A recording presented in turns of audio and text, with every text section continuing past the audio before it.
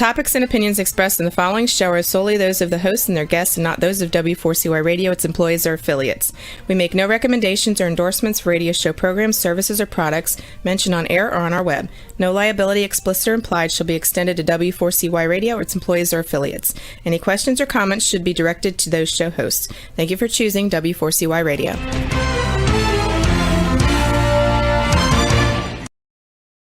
Welcome back, everyone, to the Geeks, Geezers, and Googlization Show, the home of Googlization Nation, where we talk with HR and business thought leaders about the crazy shift going on in the world of business, technology, and HR.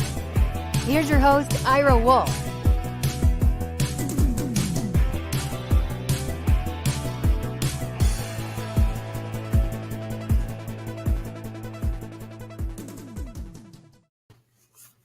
Well, hello, Googlization Nation, and welcome back to another episode of Geeks, Geezers, and Googlization. We have got a jam-packed show today. A couple exciting things. One is we are going to talk about the new human capital disclosure requirements. If you thought that the pandemic wasn't enough, diversity and inclusion, record job openings, the Great Resignation, wasn't hitting HR hard enough. Just wait till you hear what's coming down the pike with reporting on people's balance sheets. No longer just talking about people are our most important asset, but actually putting that money on the table, putting it right up front. Transparency. What is your talent equity? How much is your talent worth? What's it costing you for retention, engagement, diversity, inclusion? It is a game changer, and they're really excited today. We're going to have Jeff Higgins from Human Capital Management Institute talking about that and some recent changes.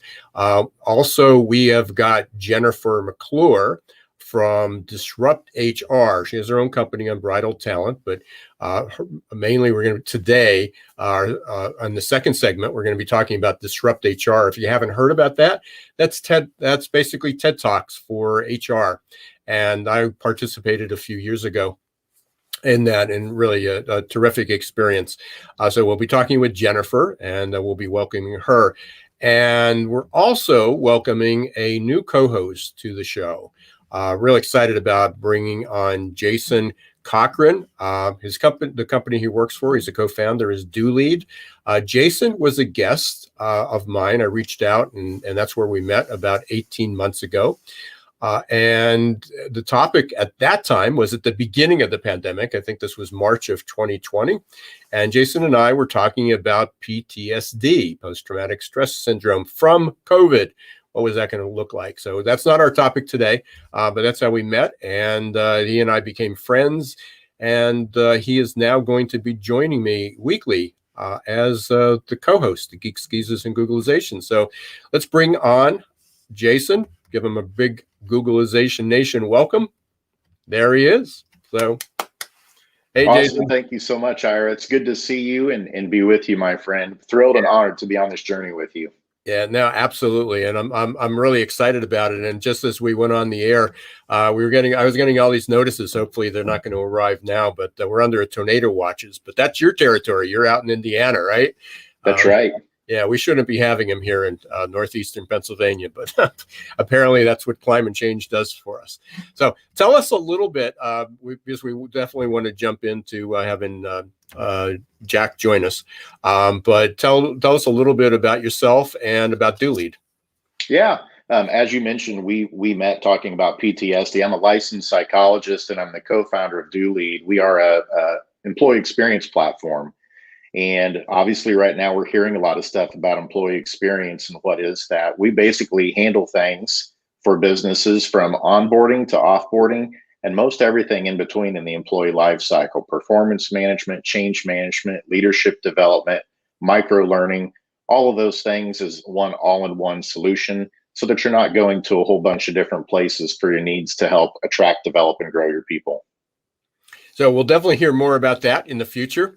As I said today, we are completely jam-packed. So excited to have you as my co-host. Another set of ears and another perspective we can add to the discussions and make it even more valuable, not only for our listeners but for our guests. But at this time, I want to bring on Jack. I just saw this morning in doing a little bit of research. I just got to read it because I don't know the numbers offhand yet. But this is incredible. In 1975, so you were just a kid, right, Jason? Yes, that's right. Yeah. But in 1975, 83% of the value of S&P companies was tied to physical assets. Their machinery, their buildings, their real estate. And that's how, certainly when business accounting principles became more important in valuing companies, stock markets started to really grow by leaps and bounds. The 85% of a company's assets were real estate or physical assets. In 2015, it'd be interesting if there's an updated number, but in 2015, 84% of a company's values was their people. Complete switch, 16% was physical asset. Yet companies still only report physical assets on their balance sheets. That's what they depreciate. That's what they value. They talk about people being our most important asset, but that doesn't happen. And with that, there is legislation in the works. And our guest, Jack Higgins, has been involved with two of the co-sponsors of that. One is Senator Warner. Many of you may be familiar with him. So we're going to bring on Jack to learn about how human capital management disclosure is going to disrupt. That'll be our second topic, but it's how it's going to disrupt HR. So welcome to the show, Jack Higgins. There he is. So hi, Ira. It's great to be here. Hey, welcome, Jack. Or Jeff. I kept saying Jack. Jeff. So I apologize. No worries. Too many people's names. So Jeff, we are on the verge of kind of some type of I have the book right here, Future Shock, but HR is going to have one more shock, one more thing added to their table. Before we get there, let's just give a brief introduction to yourself and HCMI, your company, and then kind of tell us a little bit about what Human Capital Manager Disclosure is. Sure. So Jeff Higgins, founder and CEO of HCMI, or Human Capital Management Institute. HCMI is a lot easier versus Human Capital Management Institute, bit of a mouthful there. We've been around for a dozen years. Really, all we do is bring numbers to people. So we do quantitative analytics, workforce planning. We have predictive analytics software. We've done a lot of consulting. I personally have done tons of training. I'm an adjunct professor at USC in their data sciences and operations department. And before that, which you may hear come out a little bit in the way I talk, especially if you're an HR person, I may sound like someone you interact with a lot, and that's because I'm a former CFO. So the CFO hat never, no matter how hard I try, I say I'm a recovering CFO, can't get that hat off 100%. It's somehow glued on a little bit permanently. But basically, to your introduction, Ira and Jason, and what we're talking about today, there have been a lot of changes. It's really been a slow build-up over a decade, but very recently, lots of changes, including the recent passage of what's called the WIDA Act, Workforce Investment Disclosure Act, in Congress in the House of Representatives, and that was with Congressman Axne. It was also sponsored by Senator Warner. Probably not going to get through the Senate, but strangely, that really doesn't matter because the new chairman of the SEC, Gensler, has already said they're going to take that act, since it's already passed part of Congress, and use it as a blueprint for prescriptive regulations that they are going to require. And flash of the latest, literally 2 days ago, saw an article from a senior level official in the AFL-CIO union who had recently spoken with the SEC. It looks like they're going to publish these required metrics for comment. They'll have a comment period before it goes, because they don't need an act of Congress to change regulations. So they've got I guess, what they think they need to move forward. And they've had a lot of pressure from institutional investors we can talk about to pass it. So it should happen before the end of the year, this year. As if, to your point, that everything else that's happening isn't enough. Wow. Right. Yeah. The new another variant, right? That's going to impact us. So what was and I know, Jason, I'm going to steal one of your questions, Jason, that we were talking about the other day.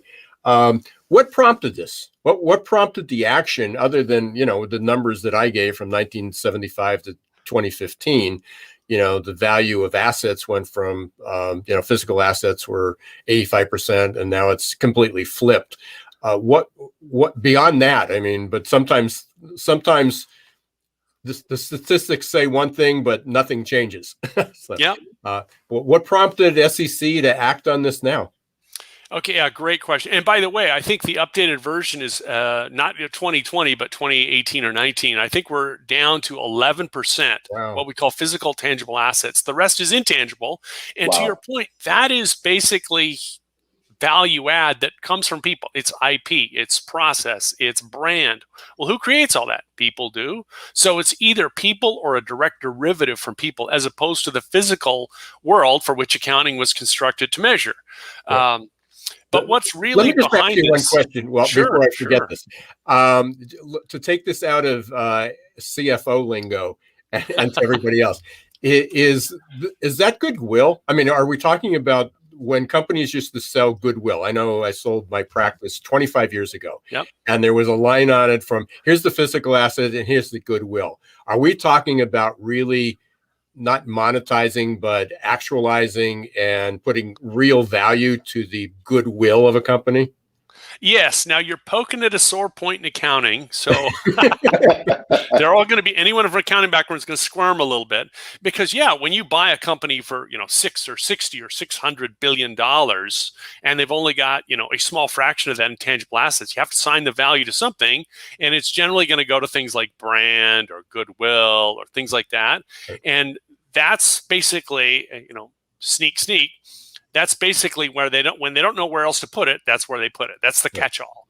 And now what we're talking about is valuing that. By the way, accounting and finance industry have known, as HR has known for a long time, the people do have a value. It's a cost and it's a negative, which is why you see most actions that companies take historically have been around trying to minimize people costs, because the cost side is well measured. The plus side, the value add, there's literally nothing. And so that is what we're talking about, is getting more measures so they can construct literally a 360 holistic picture to say what value creation is the organization's workforce? What kind of sustainable social governance framework does the organization have that creates a powerful, highly productive, high-performing workforce?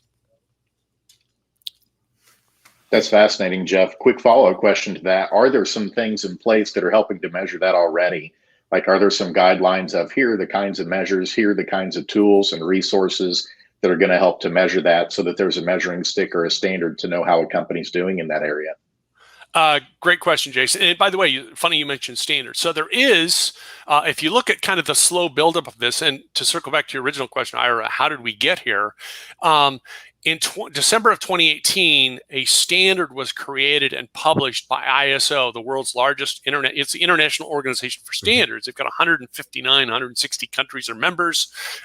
They've created hundreds, even thousands of standards. Well, they created one for how to measure and report human capital, both for large and small companies, what metrics should be disclosed, what metrics companies might want to keep, behind the scenes confidential.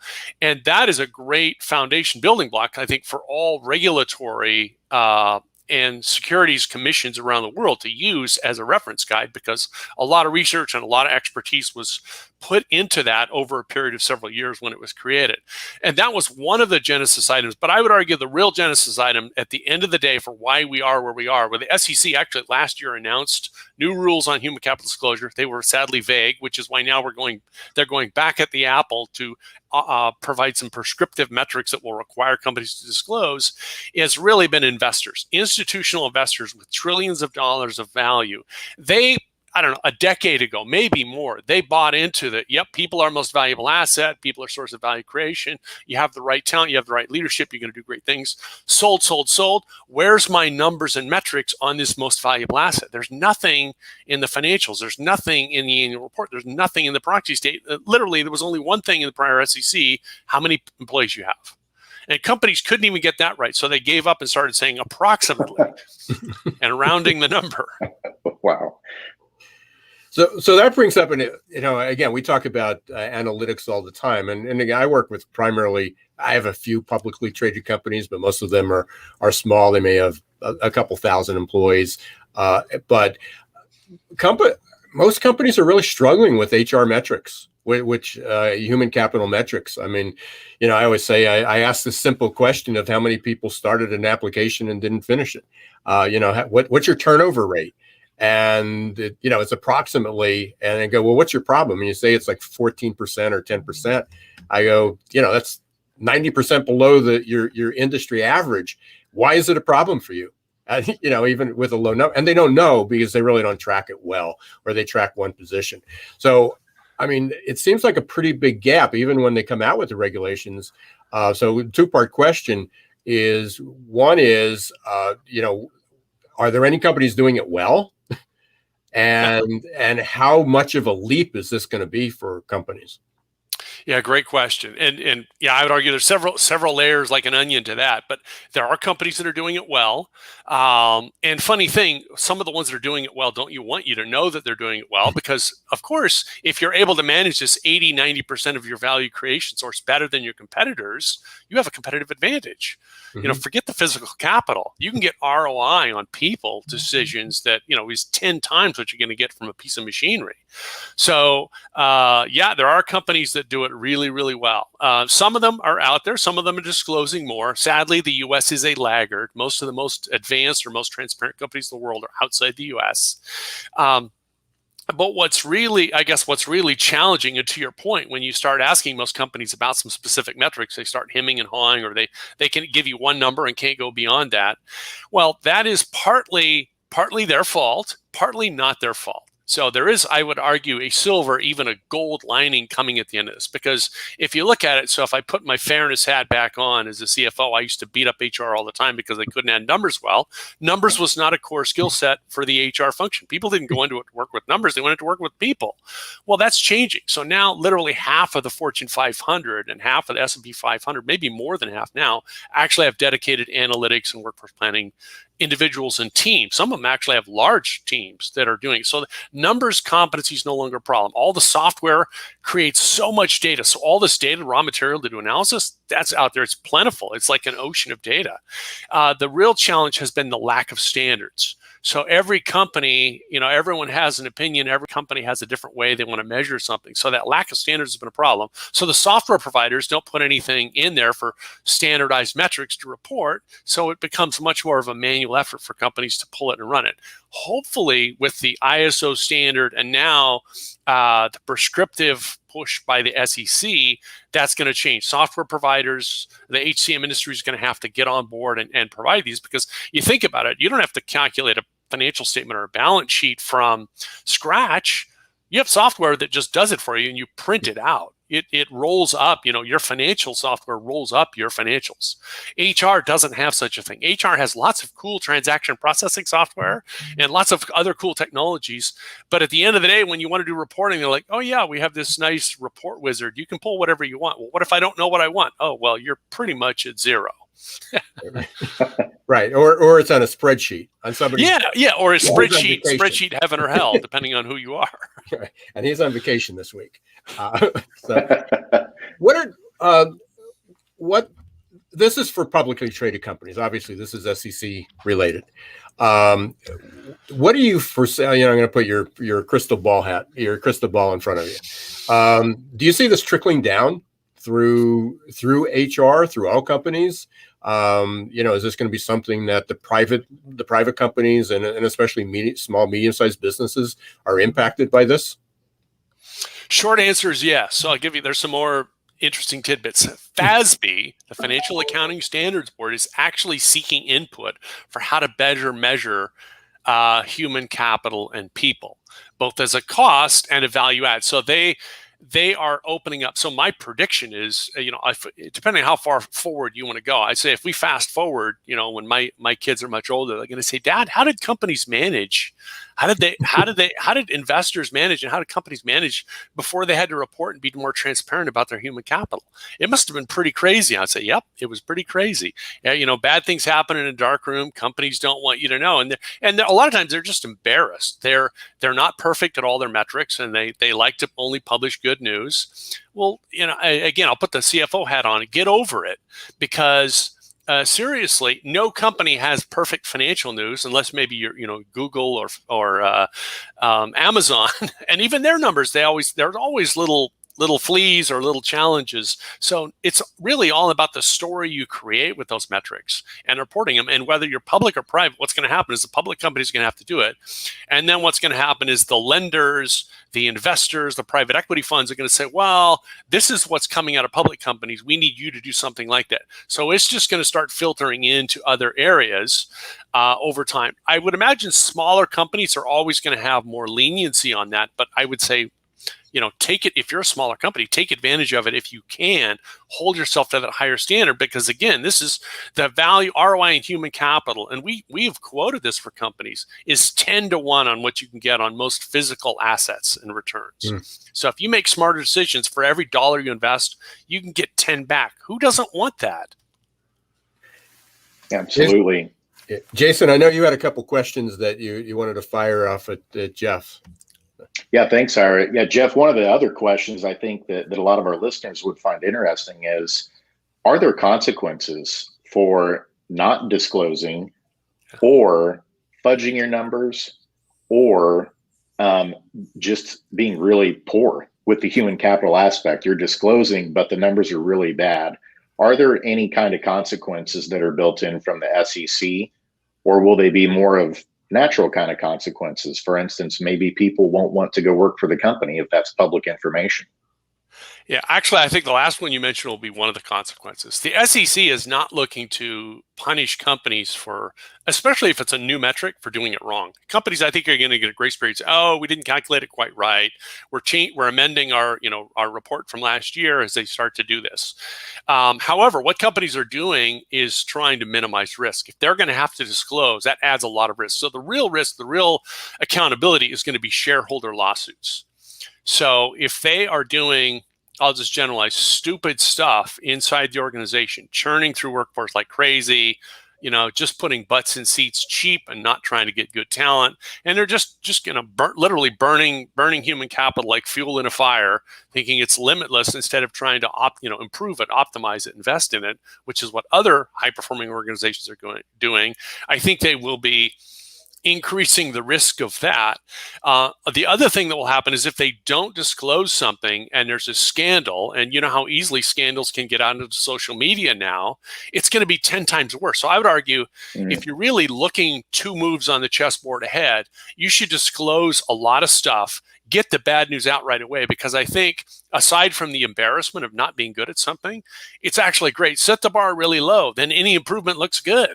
So what if your turnover rate's twice your industry average? Hey, we know it's a problem. We're focusing on it. Here's all of our great initiatives. A year later, hopefully, if you move enough, if you just put enough attention in it, what is it, the study, you just study people enough, they'll be more likely to stay. You get some improvements, and you show the value creation just by making some improvements in metric. And also institutional investors, this is not the Roman Colosseum where they're going to go, thumbs up or thumbs down, kill them, sell everything, or buy. It's not like that. They just want to know where you're at and are you working on it. They want you to be working on it. That's all I think they're really asking. It's not an absolute judgment. So I think, and by the way, it's also about the story you tell. You could have really bad numbers, but if you could still have a great story about how you're improving, or you've been investing in other areas, now you're shifting more investment over to here, and it's going to show up in your future human capital metrics results, that could be a great story. Yes. And speaking of shifting and changing metrics, where's diversity and inclusion fit into this? Well, okay, great question. So DE&I is in the ISO standard. Actually, by the way, there's also another ISO standard just for diversity, equity, and inclusion. it is 99% likely to be. It was in the WEDA Act, so it was covered pretty well in the WEDA Act, as was segmentation of the workforce, full-time, part-time, benefits receiving, non-benefits receiving workforce.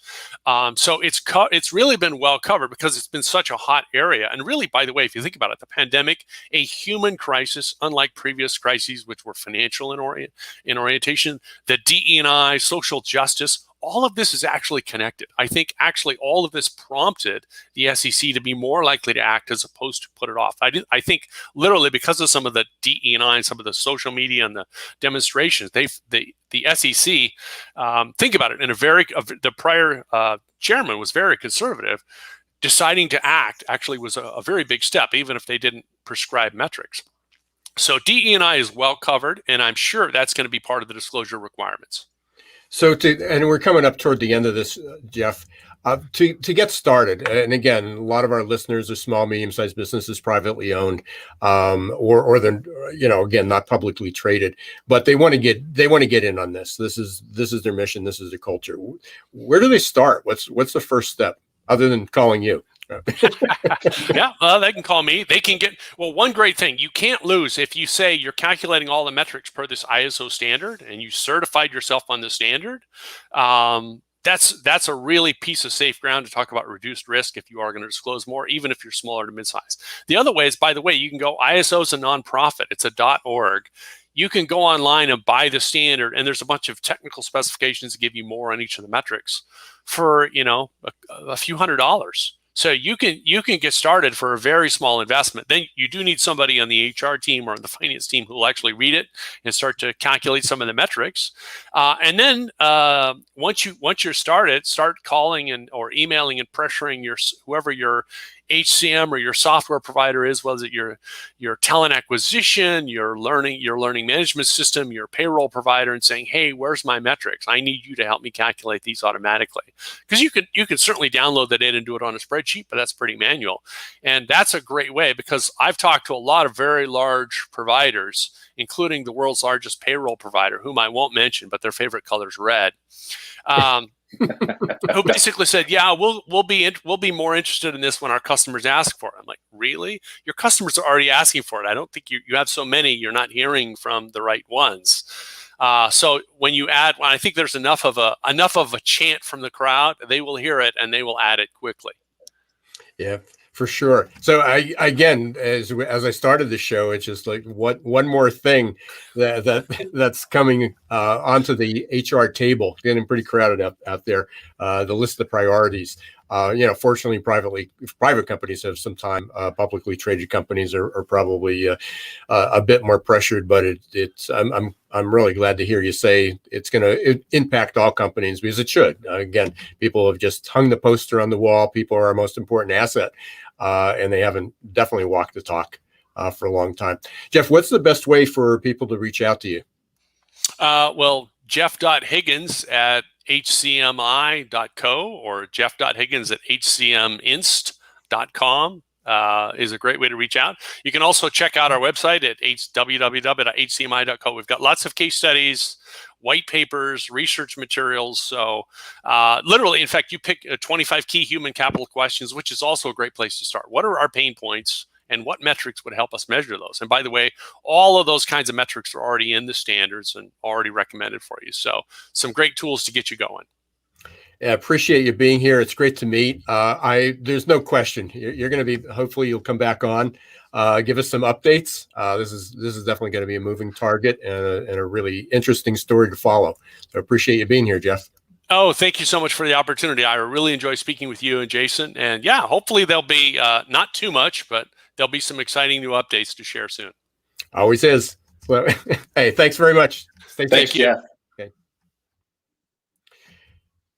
Amazing. A lot of topics. I mean, my head's sort of spinning there with where this is headed. And, as I just closed with Jeff, for as long as I've been in the business, 25 years, I've been hearing people are our most important asset. And it's moving from the poster to the balance sheet, which is going to be quite a big step. for companies. And we've talked about this before. For those who are interested, just a few months ago, actually, there's 2 episodes, but I believe it was in what month is it? It's August. Back in May, we talked with Solange Shara. You can look up, just go to the Geeks Geezers Googlization website or your favorite podcast and look for human capital management, and it'll show up there. So Solange really works on the technical side of this. She is the data person, and she gave some other insights, and I'm sure we'll have her back on. Maybe someday we'll do a panel with both of them. It would be very interesting. We are going to take a short break. We thank you for being part of Googlization Nation. Thank you for listening to Geeks, Geezers, and Googlization.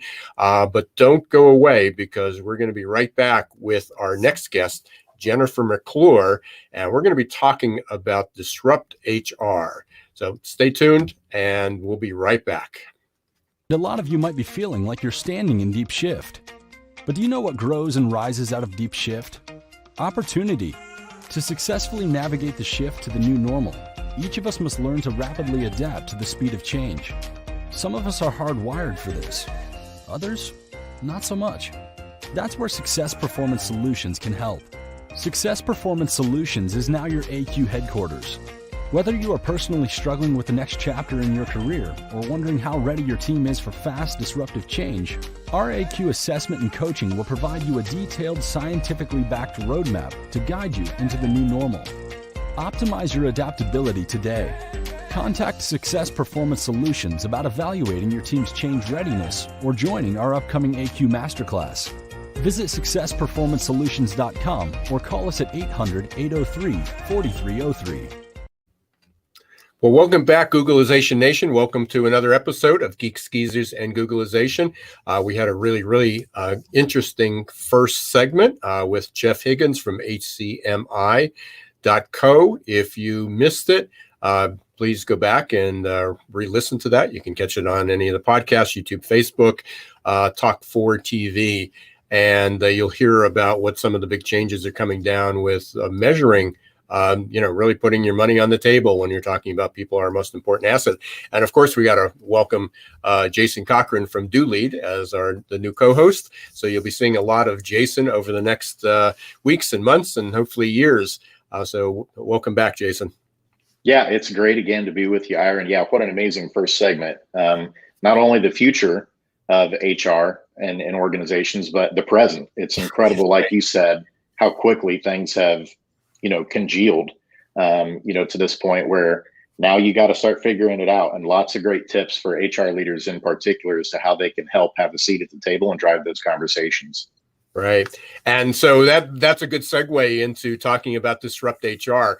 4 years ago, I had presented to Disrupt HR just about this time. And that was my first experience with it. It was fascinating. I actually met the first co-host of Geeks, Geezers, and Googlization there. It was actually our sort of a joint venture that we took off together, Keith Campagna. So I know many of the listeners know Keith pretty well. I know, Jason, you knew Keith. And he was, that's where I met him. We were on stage together. We sat waiting to go on to the platform. But you introduced me to Jennifer McClure just a few weeks ago, and she offered to bring her on. I didn't realize at the time, because we were talking about her other company, that she was one of the founders of Disrupt HR. So welcome. There she is. There's Jennifer. Welcome. Hi, Jennifer. Hi, how are you today? Great. It's good to see you. It's great to see you as well. So let's talk. You're sitting around the table. What's the origin of Disrupt HR? Where did that come from? It was certainly an ambitious initiative, and was before. It's going to be interesting to see where it's going, because as a public event, like a public TED Talks. Disrupt HR were public events and very well attended, and all of a sudden there are no public events. So we want to hear about 2020 and what's going to happen. But what was the start of this? What you're sitting around and decided to have disrupt HR? It was something like that. Yeah. Well, I started my own company in 2010, where I'm a professional speaker. So that's what I love to do, is to speak and teach and train, as I'm sure both of you can relate to. And so I was about 3 years into my business of going to conferences and events. And of course, a lot of them HR and recruiting related conferences and events, since that's my kind of career history and background. And I had attended a local HR association meeting and saw someone. I always try. I'm introverted, but I've learned how to network professionally. And so I do look for people who maybe are looking for someone to speak to or whatever. And so at this HR association event, I saw someone new, a young guy, and went over and just kind of introduced myself. And he was the founder of an HR technology company based here in Cincinnati. Sounded really interesting. And he was just getting started and was not an HR person. So he had come to the meeting to really kind of learn more about his target customer, not to sell. He wasn't there trying to give out business cards or anything like that. He really wanted to get to know the HR leader. And so after we struck up a conversation, he said, with your HR background and your network, would you be willing to kind of advise me as I start this journey? And so that was where our relationship started. His name is Chris Ostich, Ostoich. The company was called Black Book HR. It's now called Talmetrics, I believe. He's exited that company and is on to some other things. But we were having lunch a couple of times a year just to hear about what was going on in his company and, to offer my advice, I guess. And so at one of those lunch meetings, at the end of hearing about some of the great things that were going on for his company, he said, "What's new with you? What are you thinking about?" And so I just spent, like I said, about 3 years, maybe attending anywhere from 50 to 70 conferences, events each year, seeing a lot of the same people on stages and hearing a lot of the same topics. And I always say that's not a criticism of HR conferences or events, because the average HR leader probably goes to one state HR conference and maybe the national conference. So they're not seeing, the same people on 40 or 50 stages, even though I was. But I had kind of just put in my head, wouldn't it be really cool to have an event in Cincinnati, where I'm from, or where I live, and bring in some of the people that I knew who were talking about new and different things, or maybe topics that would never make it on a conference stage or event, or even to offer the opportunity for some voices out there that we were not hearing from. And so when Chris asked me that question, I said, I'm just kind of thinking about this, opportunity to maybe host my own event someday. And I always say he's a classic entrepreneur. He whips out his notebook when you say about anything, and he starts talking about how you can do this. He gets really excited for you, and this can happen, and you can make it happen. And you can make a lot of money doing this, and this would be a great idea. And I am an idea person, but not so much about taking that idea to the next stage. So we had a good conversation, and he kind of got really excited for the idea. And then a couple of weeks later, he called and said, I've been talking with my team, and I really think this could be something that would be great. We'd be happy to help you. It would help us to kind of connect with our potential customers in the community and get the name out about our company. And he, at the time, was the community organizer for Ignite events in Cincinnati. Yeah. So if you're familiar with Ignite events, they're community-oriented events with 5-minute, 20-slide, 15-second talks. And so he said, why don't we use that Ignite format? We'll invite some cool people who aren't some typical speakers on HR or recruiting conference stages, and we'll make it happen. So we did. December 2013. We had everyone from a local politician who didn't speak about politics. He talked about attracting young talent to Cincinnati. We had a Vietnamese restaurant owner who talked about how Asians are the forgotten minority in the city of Cincinnati. The diversity and inclusion efforts were primarily focused on African American and Hispanic leaders.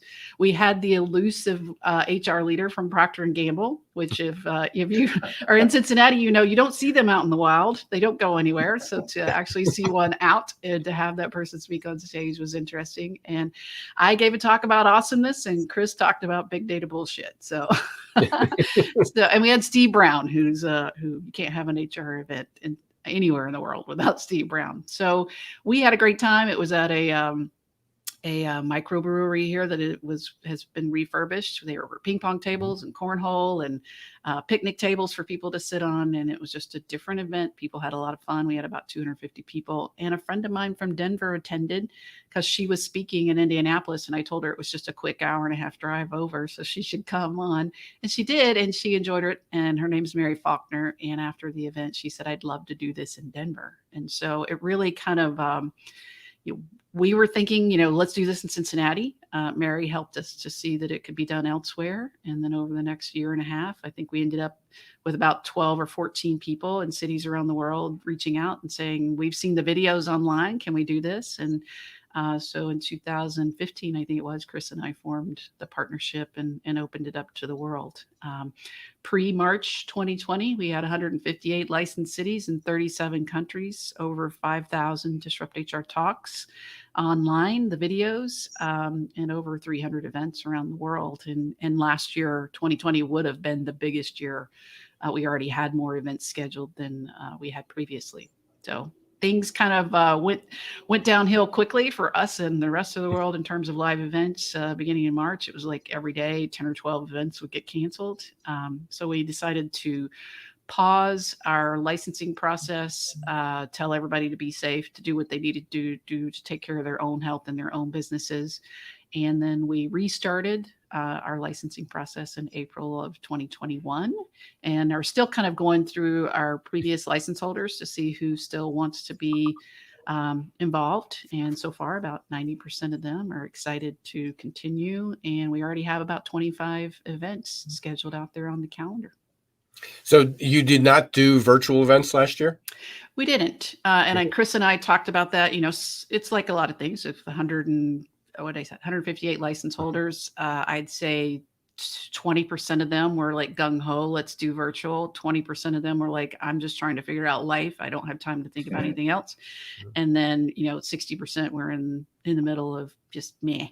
And I personally had a lot going on, but, both of my businesses, speaking and also Disrupt HR, went to zero over about a 2-week period.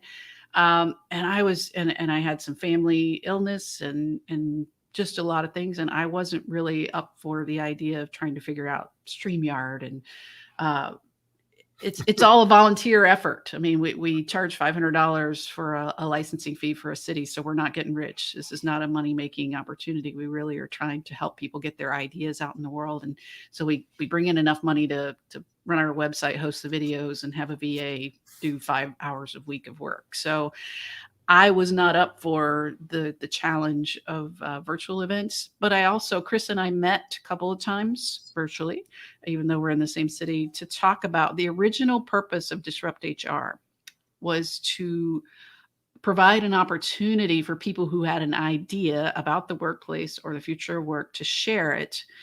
And what we didn't want was it to be the same people who are speaking all, on conferences or at events all over the world.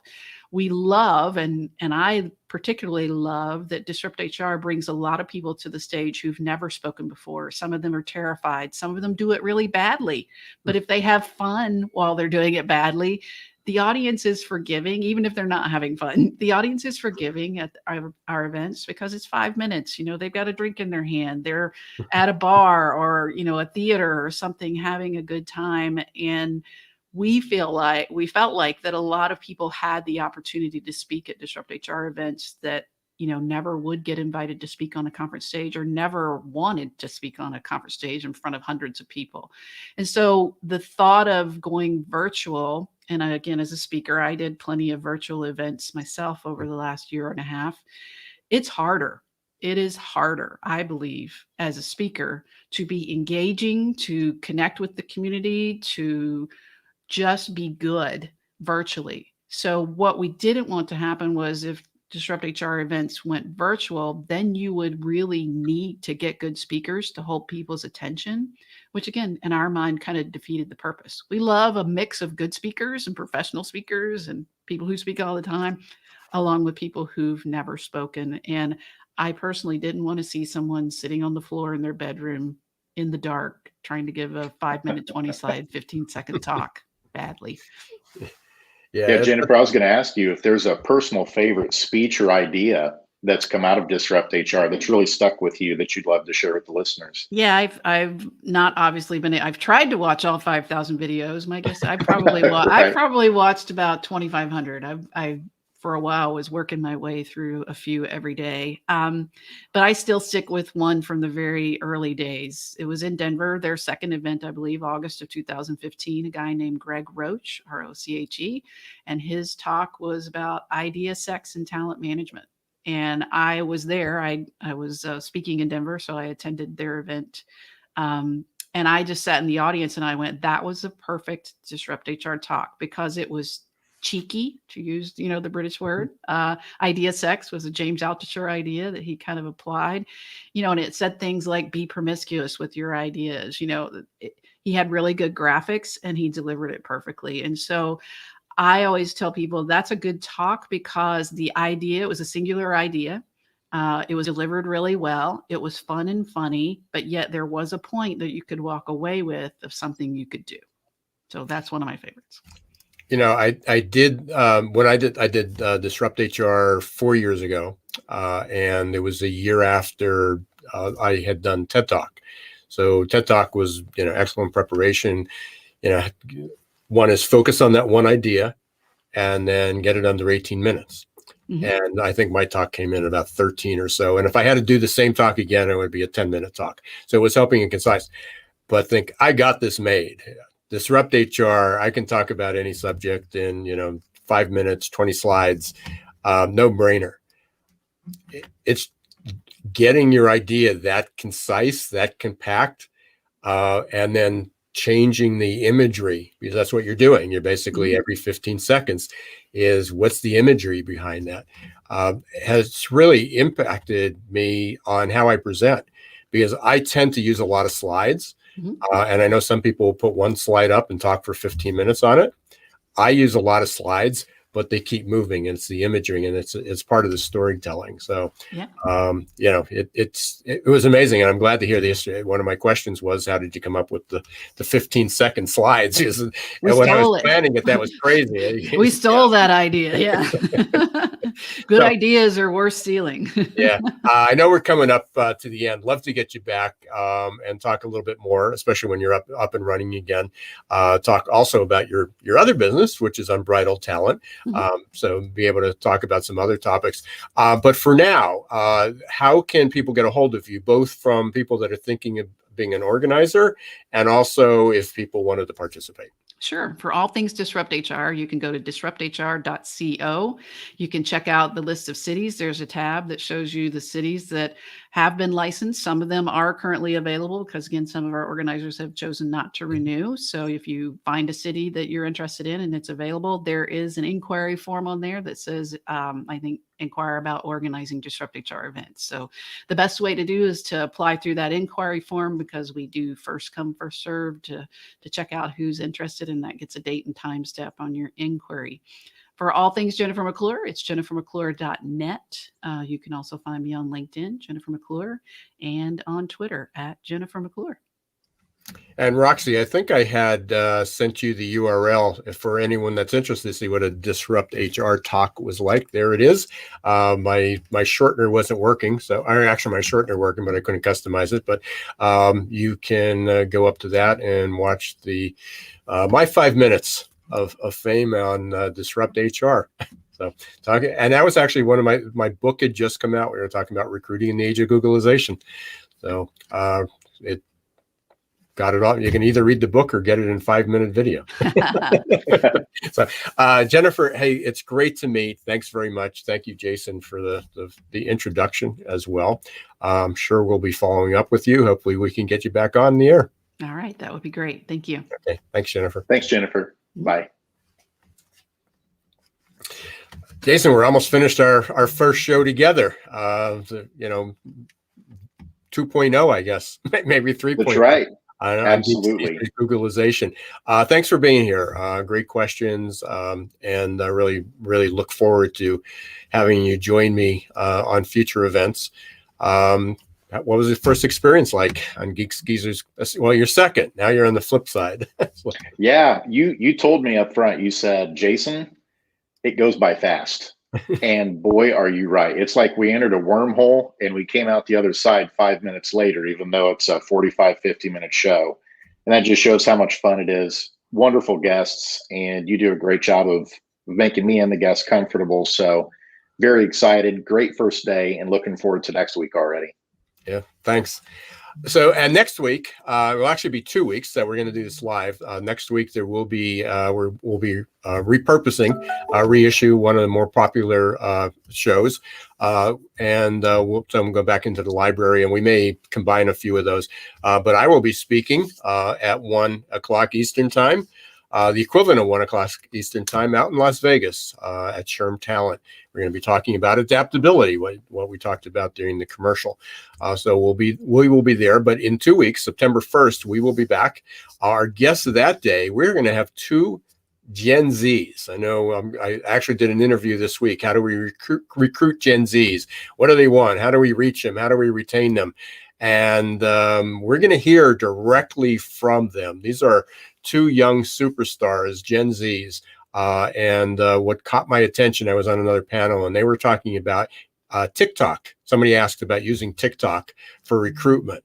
And one of them was hired using TikTok for their most current job. And one of them's using it to recruit. So we're going to hear about that. So make sure you, September 1st, at 1 p.m. Eastern time, Geeks, Geezers, Googlization.